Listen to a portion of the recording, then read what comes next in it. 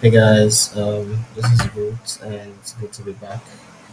And today I want to talk about buttons and how we can create a button style that we can use for our project. So this is a button style that I've created, and I'm going to show you guys how I created this in this video, so that you can add it to your style guide and you can use it for a project that you're working on. So what I have here is just a normal button, and you can see how it works. If I bring out an instance, then you could do a couple of things, such as maybe drag it out to increase the width, or you can also increase the height or reduce the height as you want. So it's actually quite dynamic, because you can do things like toggle the states or toggle the icons on and off if you want to, and also change the type if you want it to be a field button or if you want it to be an outline button in that case. So what I've done is I have approached this um, button creation in very simple process, and I think it's faster than you know um, I don't know how many other methods we have there, but a lot of designers tend to design differently. So what I've done here is I have approached it in three different steps. So the first thing I did was to create the buttons with icons, and I think it's very fast to always create buttons with icons, because then if you don't want to use the icons, you can create a variant of that button to have a button without an icon, and you can easily toggle it on and off. So I created two types of buttons. So I created the field type of button with an icon, and I created the outline kind of button type of button with an icon. And then the next thing I did was to consider the button states. So for each of them, for the field button and the outline button, I created for different states. I created the default state, I created the hover states, I created the clicked or active state, and I created the disabled state. I think we have other kinds of buttons that I did not mention in these four states, but these ones are the most they are the most common ones. So then the next thing I did after creating my two types of buttons and then creating the states for each of them, I duplicated it to have buttons without icons. So for the field buttons, I duplicated the same to have just the ones without icons. And then for the outline buttons, I also duplicated it to have um, new buttons without icons. And then what I've done is that I have added all of these features as a property, so they can easily be toggled, like I had mentioned. So that's why we have instances like this that are very dynamic. So in this video, I'm going to be teaching you how I achieved that. So let's just start. Let's start here. So the first thing you want to do is to create your button, and I think so let me just grab my text tool and I'll type. So I have Inter 12. That's good. So I'll just type the button. What did I have here? I just want to make something very similar. Share. So I could just use share now. Okay. So we have share now. We have our line height as 12. We have our size as 12. Font size as 12. We have our font weight as medium, and we're good to go. So now I'm going to bring the icon. So let's get an icon. Let's get this icon to work with. I'll just grab this icon and drop it here, and that I can grab the two of them together and just hit Shift A to create an auto layout for the two of them. Now, the distance between the two of them, I'd like to use some kind of distance that falls within the 8-point grid system. So I could go as low as 4. I could go as low as 2. Let's see how 2 is. 2 is okay. Let's try 4. 4 works. 4 works. Now I'm going to grab this entire thing and I'm going to put it in the middle, and then I'm going to add some kind of padding for them. So now the rules of one of the simplest rule of making the basic button is that when you're adding paddings, whatever the vertical padding is, the horizontal padding should be at least two times that amount. Now the horizontal padding can always be longer, can always be lengthier than the vertical padding, but it should be at least two times of that to have a button with enough white space. So let's say I'm going with a size of 8 here. Alright, so it's created. Now for this one, I could go with 16. The good thing is that, of course, I could always, like I've mentioned, I could always increase it if I want. Depends on the length of the card or the interface that I'm working with. So with this now we have a button. Let me just add a fill to it and I'll give it a different color this time around. Let's work with a different color. Let's work with that. So um, a lot of people like having buttons that have some kind of curved edge to make it friendlier. So I'm going to add um, a curved edge. Let's make it 4. That's enough. So for visibility, I'm going to increase the contrast here by using a color that can be easily seen. So I can go with white. That's good. So now we have this button, and as you can see, we have spaces. The vertical padding is 8 and the horizontal padding is 16. So that's great. Now the next thing I'm going to do is to um, create the same button, but I'm going to create an outline of it. So I'm just going to give this a outline of 1.5. All right, and I'm going to hide the fill and instead use the stroke, the color. Okay, so I'm going to give the text inside the same color. Right. And now we have our outline button. Okay. Now the next thing I want to do is to duplicate these two buttons so that I can create different states for them. So we're going to drag these two down, create a different one. And now for the states, so let's call this the, first of all, let's call this the default.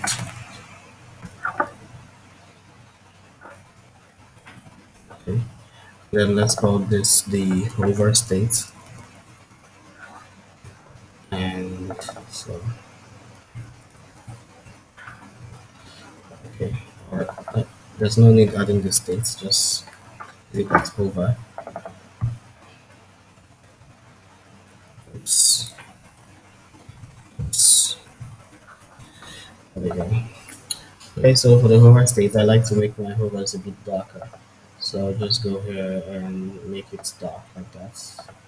I'll copy the same color and use it for this one. So another thing you can do with hover states for um, outline buttons, because sometimes it can be hard for users to see the difference between this and this. You might want to change the color entirely. So you could make it that for a secondary color or an outline color. If a user is hovering the mouse on that button, it could just change the color. It's really about the feedback. So whatever works for you is fine. So we have our hover states. Now let's have another state, the active state. So for this one, maybe we can go with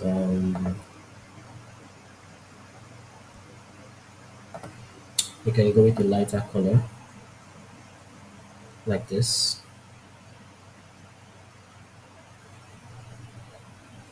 Okay, so we can go with a lighter color, and this is now our active state or clicked. We just call it clicked, and same thing here. And then we're going to create another one, which we'll call our disabled state. So for that one, um, And that one we can use a gray color. We could use something like this. That works. And now we have our fourth state. Oh, sorry, disabled state. Disabled. All right. So now we've concluded the first part, and the second part. So we have icons. We have buttons with icons on them, which are these two. And then we've also created other states. So we've created the default states, the hover states, and the other states. So we have all four states here for these two buttons. Now the next step we're going to do is to create it without icons. So now I can shift all of this to one side so that I can have enough space to duplicate it. So for this ones, let's duplicate and hide the icons. Okay. So for this icon, by the way, I got the icon from View Sax. That's where I got it first. So um, this icon, and so I'm just going to go ahead and hide the icons. Because this has an auto layout to it, it's going to expand and contrast as needs be. So in this case, I'll just hide all of them.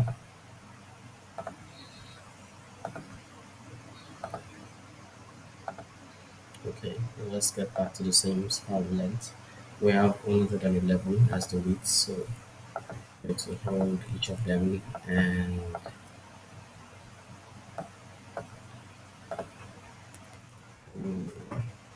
there we go. So now we have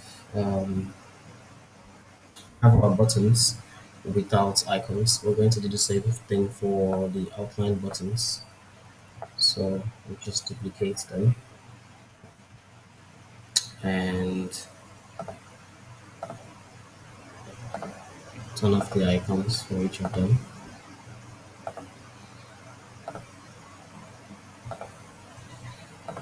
Same thing here.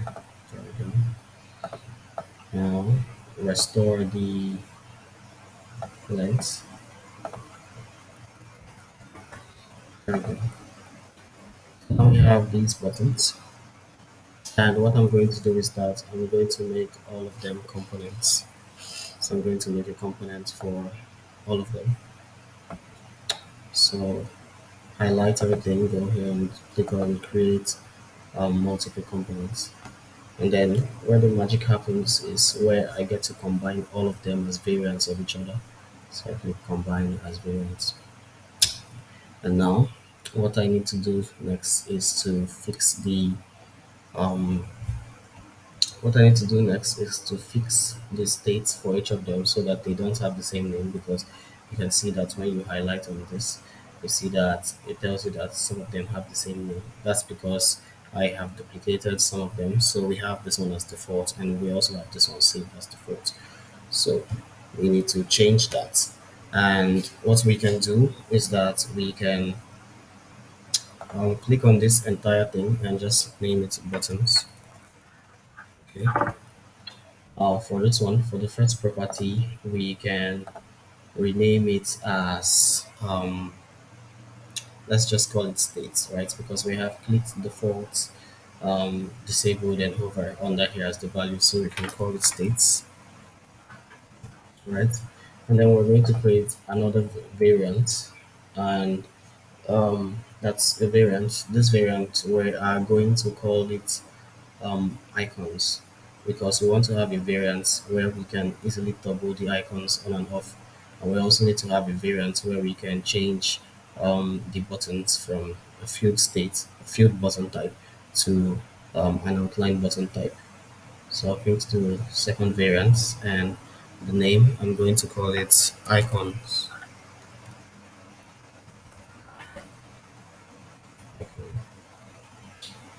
And create property. Then I'm going to also create another property for the outline.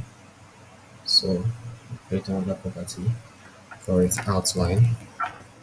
Leave it as default, just create. Right now, so this is where we get to set each of them. So we now have three properties. We have the state, we have the icons, and we have the outline. Now I have to click on each of them individually and set them, set these three properties for each of them. So you'll be asking yourself questions as you go along. So you click on the first one and you say, what state is this? This is the default button, and that's good. So does it have icon? If it does have icon, you just rename it as yes. So we're going to be using yes and no for these two. So and the way Figma works is that if you have just yes and no as the options for any kind of property, it will basically give you a toggle button. So in this case, we'll just say yes because it has an icon, and then all of these ones are actually supposed to be yes. So we can just highlight each. Sorry, we can just highlight all of them here and give them the same states in icon, the same property for icon. So we say they all have icons. That's true. So um, now the names are still saved. So we have this one as default, and then it has an icon. Does it have an outline? The answer is no. So all of these do not have an icon. So we can um, again select all of them together and say they do not have an icon. They do not have an outline. So there we go. No. So we check if it's correct. First of all, the states are mixed. That's understandable because this one is default, this one is hover, and so on. And then the icons, they all have icons, so they share that property. And the outlines, they don't have outlines like these other buttons, so they are kept as low. Now we go over to the next one. I think it's better to just highlight everything and do them together. So the first question you ask yourself, do they have icons? The answer is no. So we just save it as no. Also, do they have outlines? The answer is no. So we save it as no. Now we grab these ones. Oops. Okay. And the first question we ask ourselves is, do they have icons? The answer is yes. And also, do they have outlines? The answer is yes as well. Now we grab these ones. We ask ourselves, do they have icons? They don't. How about outlines? Yes, they do. So with that, let's just go ahead and check to make sure that none of them are giving us any, um, we don't have any kind of prompt here to check with the naming or anything. So we still have this, and you can see on the layers panel that all of the properties are separated by comma. So it's clicked or it's active. You can see there's no icon and there is an outline. Yes. So that's just how Figma interprets it.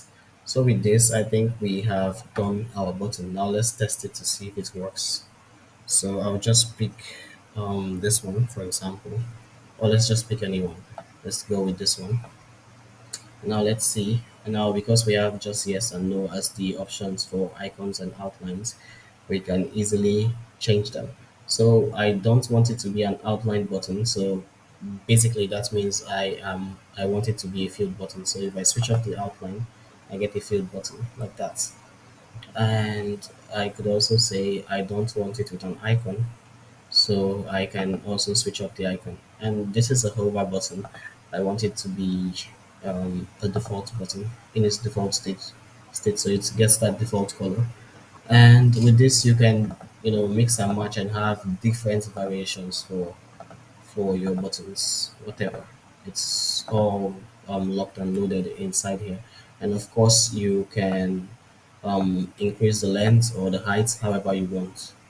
So yeah, I think that's all. Um, with this now, you can use this button and add it to your style guide.